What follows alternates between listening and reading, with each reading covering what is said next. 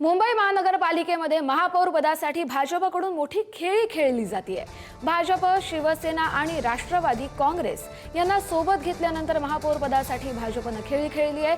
भाजपने महायुतीचं संख्याबळ 121 वर नेल्यानंतर मनसेच्या 6 नगरसेवकांसंदर्भात देखील चर्चा केल्याची माहिती आहे।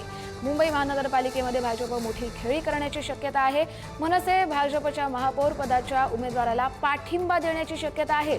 विश्वसनीय सूत्रांनी ही महत्त्वाची आणि मोठी माहिती दिली आहे। एकीकडे मुंबई महानगरपालिकेमध्ये महायुतीमधले 2 घटक पक्ष एकत्र होते, शिवसेना आणि भाजप, तर दुसरीकडे ठाकरे बंधू एकत्र मुंबई महापालिका निवडणूक लढवली होती त्यांनी। आणि याच संदर्भात आपण अधिकचे अपडेट घेऊया। सुशांत सावंत आपले प्रतिनिधी आपल्याबरोबर जोडले गेलेले आहेत। सुशांत, मनसे आता 6 नगरसेवक जे आहेत ते आता भाजपला पाठिंबा देऊ शकतात।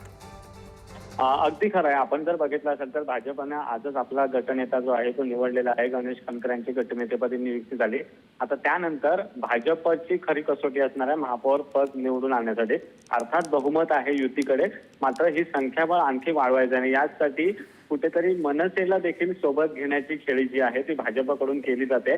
आपल्याला जी विश्वसनीय सूत्रांकडून माहिती मिळते त्यानुसार मनसे भाजपला पाठिंबा देण्याची शक्यता आहे आणि याचमुळे पालिकेतलं संख्याबळ जे आहे ते वाढू शकतं।